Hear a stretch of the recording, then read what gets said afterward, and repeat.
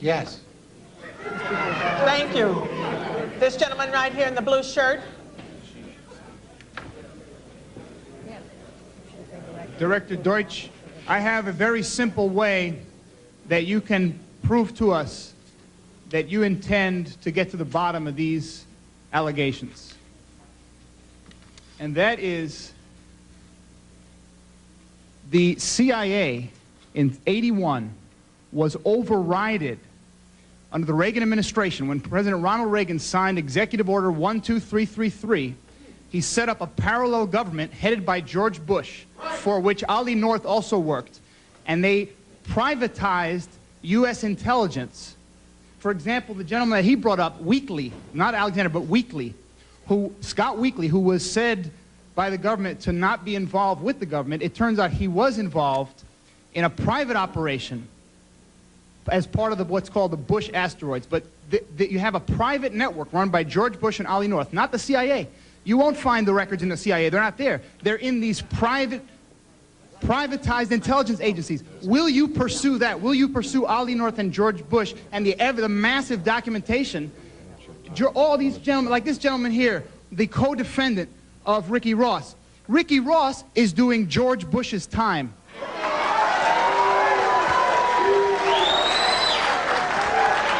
Okay. All right, fine. I will have to tell you, because I cannot get some type of leverage here and some type of quietness here, I'm going to have to just take 4 more questions so that I can then... You are not responding to me. You are not responding to me at all. Therefore, I cannot respond to you. The gentleman in the back there, the one who has a...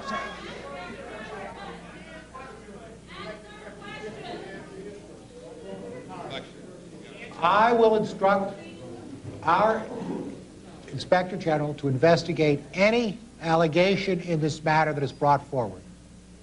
If you bring forward an allegation to me, I will see that it's investigated. I have it right here, sir. Give it to the staff members.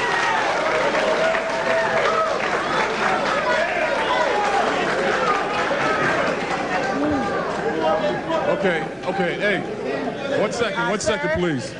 Sir, 1 second, please. That was intended for the guy in the khaki jacket, and then you are next, the one who has the mic at this time. Can I go ahead? Friday Night Special. For many, it was an allegation all too easy to believe. What began quietly as a newspaper series caught fire on the internet. This is an American story. This is Fueled by suspicion, it raged on talk radio. There's just so much that ties into this. We have been outraged. The fury sparked hearings. But it comes a time now that we sit down and really get down to the nitty-gritty of this issue. In an historic event, the director of the CIA today came to South Central Los Angeles. It is an appalling charge that goes to the heart of this country. It is a charge that cannot go unanswered. But how are we supposed to trust the CIA official to investigate themselves? tonight, crack and the CIA, conspiracy or myth.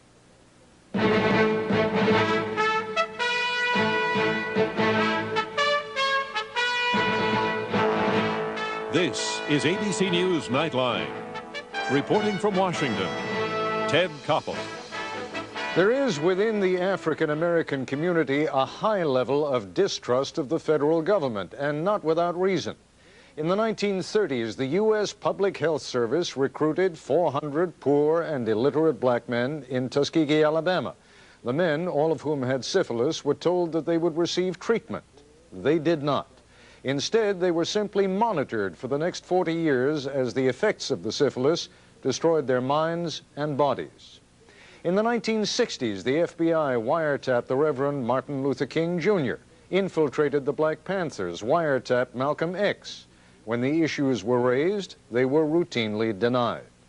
There are many other examples of abuses by local, state, and federal authorities, the point being that when a few months ago a reporter for the San Jose Mercury News suggested in a series of articles that the CIA might have played a role in permitting Nicaraguan drug dealers to distribute crack cocaine in south central Los Angeles during the 1980s, that story had enormous resonance within the African American community.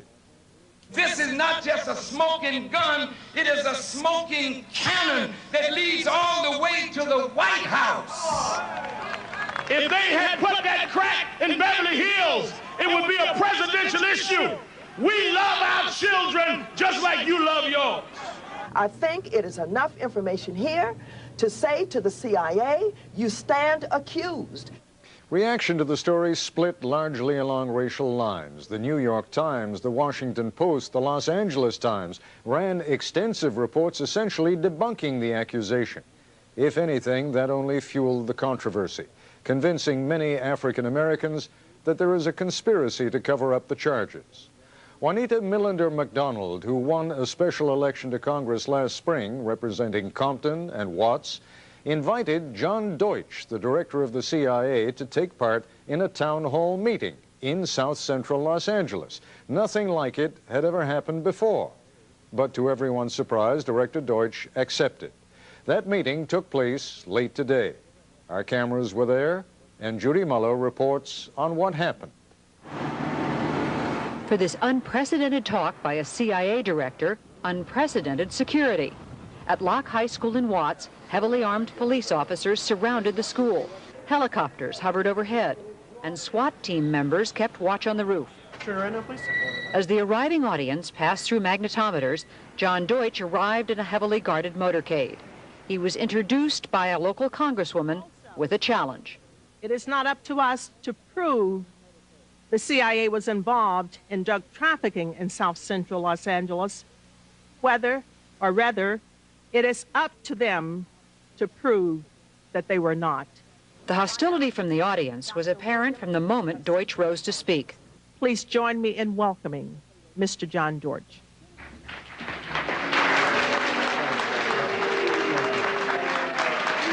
Please, if you don't want to give the respect, then you might want to exit at this time. After order was restored, Deutsch began by expressing empathy with the community's anger. I understand that people are suspicious of the CIA. In the course of recruiting agents to penetrate drug cartels, to break up those groups that bring drugs to the United States, our case officers, our men and women, deal with bad people, very bad people, sometimes at great risk to their lives. Now, it is alleged that the CIA also helped the Contras raise money for arms by introducing crack cocaine into California. It is an appalling charge. It is an appalling charge that goes to the heart of this country. It's a charge that cannot go unanswered. He promised a full investigation by the CIA's Inspector General. As of today, we have no evidence of a conspiracy by the CIA to engage in encouraging drug traffickers in Nicaragua or elsewhere in Latin America during this or any other period. However, I am going to wait and see what the results are of this Inspector General's investigation. If any wrongdoing is discovered, we will pursue it, and those responsible will be brought to justice. From the get-go, the questions were tough. A graduate of Tuskegee University wanted to know why the government would come clean on the cocaine issue when it had covered up medical experiments at her school. I'd like to know how this incident differs from my school, what happened at my school at Tuskegee University, where for 20 years the government denied inflicting syphilis among African-American men. 20 years ago, those horrors took place, and I share the revulsion about them. I hate it as much as you hate it. But let me say something else. There was nobody who came forward 20 years ago and said they were going to investigate it. A number of people expressed anguish about the devastation caused in their communities by crack cocaine. In Baldwin Village, where I live, there are no jobs for the children, and our kids are commodities. They are being cycled through the prisons They come back to the street and they're marked and scarred for the rest of their life. You, the president, and everybody else should be highly upset and say, how did this cancer get here? How are we supposed to trust the CIA official to investigate themselves? The Inspector General is established by law to look independently about wrongdoing in the CIA. But the audience was not appeased. Some called for the president to appoint an independent counsel. These resources of the Inspector General could be used by an independent counsel in an investigation. Why don't you turn it over to an independent counsel? The reason for not using an independent counsel is there's been no criminal complaint filed here. While the crowd often jeered Deutsch, they cheered this man, a former LAPD officer who claimed he'd been a narcotics detective. I will tell you, Director Deutsch, as a former Los Angeles police narcotics detective, that the agency has dealt drugs throughout this country for a long time. If you have information about CIA illegal activity in drugs, you should immediately bring that information to wherever you want, but let me suggest 3 places. The Los Angeles Police Department. If in the course of the IG's investigations, Fred Hitz's work, you come across evidence of severely criminal activity, Let him speak into and the it's mic. classified, will you use that classification to hide the criminal activity, or will you tell the American people the truth? If this information turns up wrongdoing, if it turns up wrongdoing, we will bring the people to justice and make them accountable.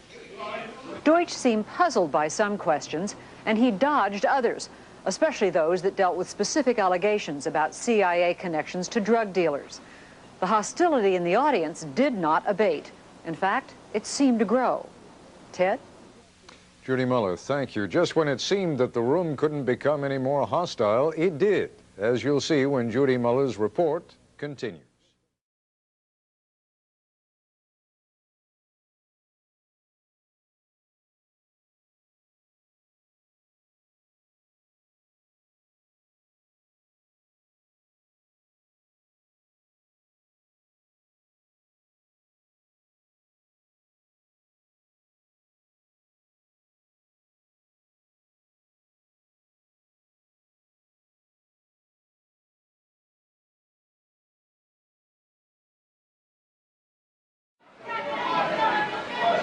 As Deutsch rose to leave, he tried to put the best face on a chaotic evening. Thank you for letting me come here today. You know, I've learned something. I've learned how important it is for our government and for our agency to get on top of this problem and stop it. I just want to say that I came today to try and describe the approach that I'm taking, to address these serious charges. But I go away with a better appreciation of what's on your mind, and I go away with a conviction that we're going to do more to stop drugs from coming into the United States. Thank you very much.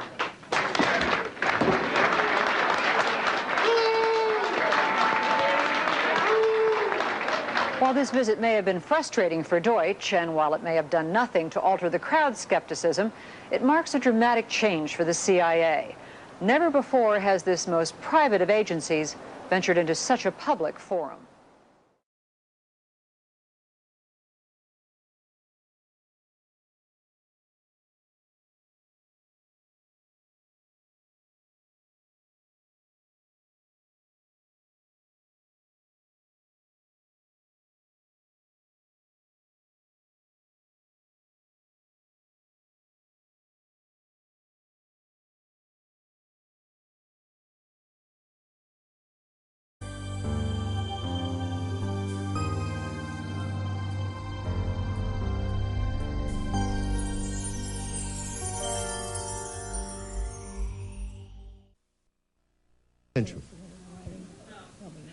Yes. and that is the CIA in '81 was overrided under the Reagan administration. When President Ronald Reagan signed Executive Order 12333, he set up a parallel government headed by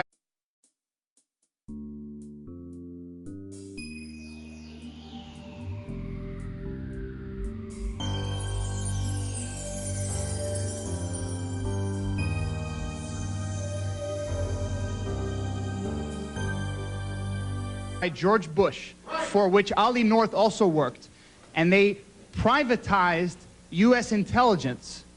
For example, the gentleman that he brought up, Weakley, not Alexander, but Weakley, Scott Weakley, who was said by the government to not be involved with the government, it turns out he was involved. Thank you. This gentleman right here in the blue shirt. Director Deutsch, I have a very simple way that you can prove to us that you intend to get to the bottom of these allegations.